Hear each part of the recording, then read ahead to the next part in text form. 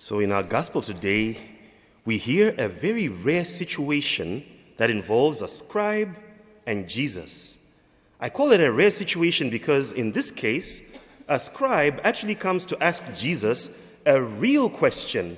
Usually when scribes or Pharisees come to Jesus, they're asking questions that are hypocritical, questions that are designed to trap Jesus, questions that are designed to test Jesus, questions that are designed to put him in a corner and say, "Gotcha!" You know, kind of like what the media sometimes does to people, right? But in this case, we actually have a scribe who's genuinely coming with an attitude of goodwill, and he genuinely wants to know. He's really asking a real question. Already right there, my dear brothers and sisters, our gospel is already teaching us a lesson, right? There's nothing wrong with questioning our faith and seeking answers, especially if we're trying to understand. There's nothing wrong with questioning our faith. It's a matter of our attitude when we question our faith. If we're questioning our faith from an attitude of disbelief, then, okay, that's kind of interesting. If we're questioning our faith with an attitude of, I want to find something wrong, okay, that's problematic. If we're questioning our faith for the purposes, I want to manipulate it so that it goes where I want it to go, that's not helpful. But if we're genuinely questioning our faith for the purposes of understanding, really seeking answers, that's a praiseworthy thing. In fact, it is encouraged. That is why one of the great doctors of the church, St. Anselm, he basically gave the definition, the classical definition of the discipline of theology. He defined theology as faith seeking understanding. Faith seeking understanding. It starts with faith, but faith seeks to understand more, so it asks questions, and then you enter into deep oceans of truth, as Pope St. John Paul said in this beautiful encyclical, Fides et Ratio, Faith and Reason. And so it's okay to ask questions, provided we have the right attitude when we're asking those questions of our faith. So very, very important there. But this scribe, he asks the question, and he asks Jesus this very simple question, but very profound question: which is the first of all the commandments? And Jesus replies like this. He says, the first is this: Hear, O Israel, the Lord is our God, the Lord alone. You shall love the Lord your God with all your heart, with all your soul, with all your mind, and with all your strength. The second is this: you shall love your neighbor as yourself. Jesus basically responds by giving him two commandments for the price of one, so he gets more than he bargains for. But in responding, he's quoting what we heard in our first reading today, Deuteronomy 6 from verse 4 to 6. And he also quotes the second part from Leviticus 14 verse 18. But note that the first and greatest commandment that God gives us according to Jesus is not so much a moral precept that is to do with following a bunch of rules. Notice that. Notice that the first and most greatest commandment is really a commandment of love. Because at the end of the day, it's all about love, and primarily about love of God. If we get that first commandment right, loving the Lord our God with all our heart, with all our soul, with all our mind, with all our strength, then everything else falls in its proper place.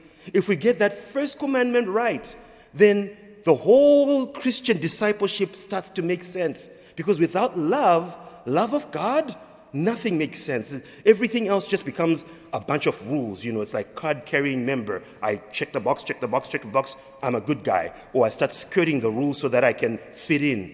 It's really, at the end of the day, about love. Loving the Lord our God with all our hearts, with all our souls, with all our minds. And then, out of that love, loving our neighbor as ourselves.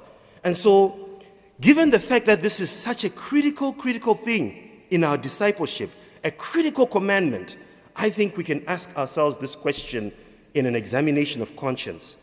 Can I truly say, I love the Lord my God with all my heart, with all my soul, with all my mind, and with all my strength? It's so critical. Do I love the Lord my God with that kind of love? With all my heart, with all my soul, with all my mind, with all my strength. It's a commandment, not a suggestion. It's the first commandment. And this is a question that we can ask each and every one of us.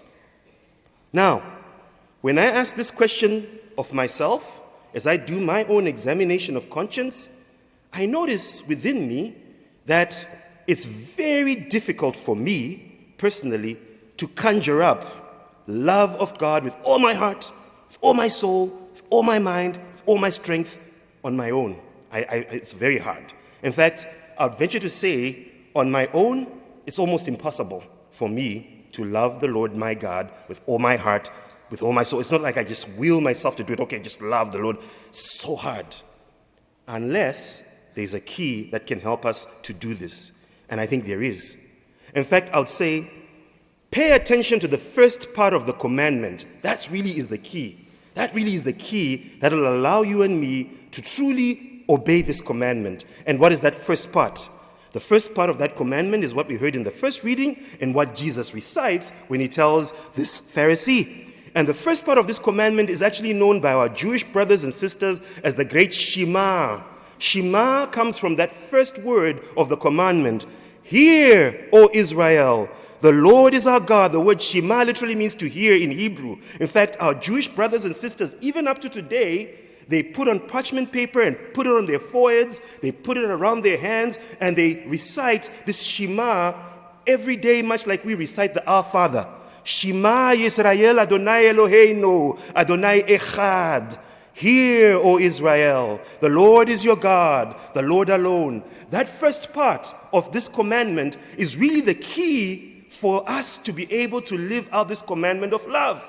In a sense, God or Jesus is telling us, hear, O Israel, hear, O Christian, perceive, O Israel, perceive, O Christian, become aware, O Israel, become aware, O Christian, receive, O Israel, receive, O Christian, become aware of the fact that the Lord is your God and the Lord alone. In other words, receive, perceive, become aware of the fact that the Lord loves you. He is your God. He's on your side. It's God who has taken the initiative to love us first. This is what John tells us in the gospel, right? It's not so much that we have loved God, but he has loved us first. It's always God who takes the initiative. If you think of it like a relationship between a husband and a wife, it's the man, it's God who's making the proposition. Our love for him is merely the response to something that he has done for us. And so even in the original promulgation from Deuteronomy, the first thing that we need to do is to simply hear. Be still and know that I am the Lord. Hear, perceive, become aware of the fact that I am the Lord your God. Look at what I have done for you. For the Israelites, look at what I have done for you. You were a slave. You were suffering.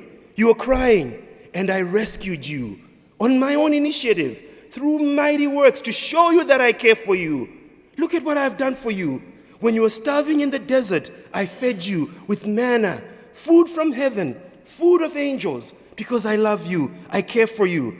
Perceive, hear, O Israel, the Lord is your God. I'm on your side. I care for you. When you were wounded, I bound up all your wounds because I love you. I care for you. For us Christians, the stakes are even higher. The stakes are even higher.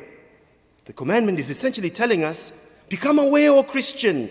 Hear, O Christian, the Lord is your God. Look at what he has done for you.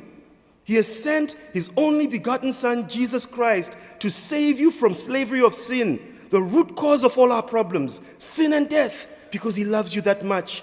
While you were yet a sinner, while you were yet far away from him, he showed you his love for you by dying on the cross for you. Become aware of that. Perceive that. Receive that. Receive that. And allow yourself to see, I love you. This is what God is essentially saying. Receive my love. Let that love pierce your heart first.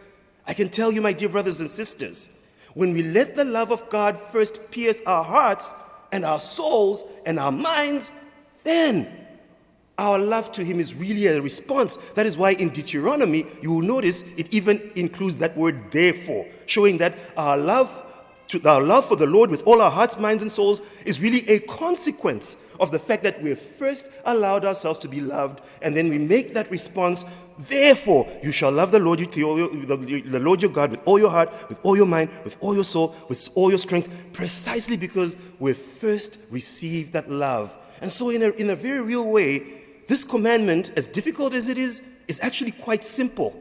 It really is.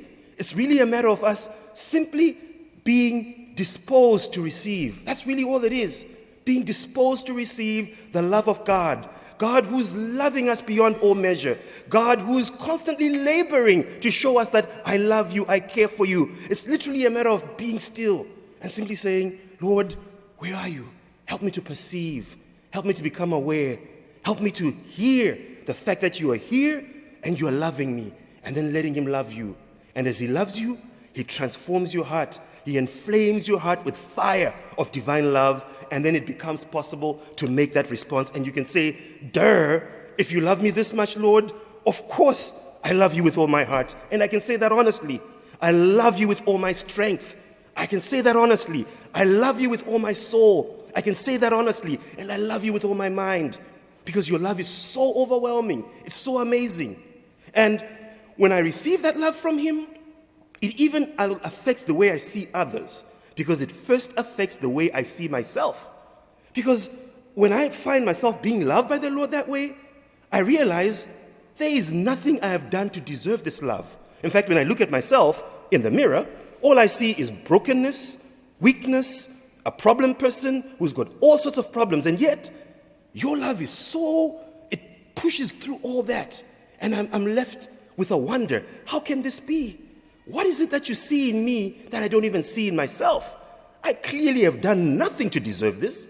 And if you love me this much, then as broken as I am, I guess I must love myself too.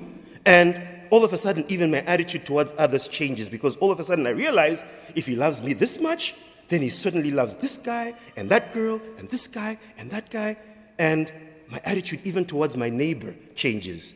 And so the key to obeying these two commandments is to first and foremost allow ourselves to be loved. Allow ourselves to be loved. Hear, O Israel, Shema, Cristiano, Shema Israel, right? Shema Israel, Adonai Eloheinu, Adonai Echad. Hear, O Israel, the Lord is your God, the Lord alone.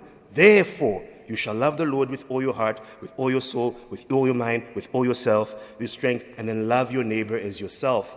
That's the key to obeying these two commandments. And if you get that right, everything else falls in place. Everything else falls in place. And so, as we celebrate this beautiful Mass, I want to challenge you folks. Maybe be bold. Ask the Lord for that grace to be reminded once again of his love for you if you're forgotten. Maybe you've never really encountered his love. Maybe be bold and ask him, Lord, help me to truly hear. Help me to become aware. Help me to perceive the fact that you love me. Even at this Mass, as we receive communion, pierce my heart with your love. Pierce my heart with your divine love. Be not afraid to be vulnerable with him. Sometimes we treat God as if he's a human being because we've been hurt, and so we guard our hearts even towards God. Let him love you. Let him pierce your heart once again with his love, because that's the only way you can make that response that we're being commanded to make. And it necessarily involves vulnerability with him, allowing him to love us. Let him love you. Let him love you. Otherwise, it's impossible to make that response. That is so key. And that commandment is right there from the Old Testament, has carried through to the New. And so the invitation today, be bold. Ask the Lord to help you. Help me perceive your love today, or maybe sometime this week. Help me to simply be still and become aware of the fact that you love me beyond measure. And then as I receive that love, help me to make that response that is appropriate to this love that I'm receiving. Praise be Jesus Christ.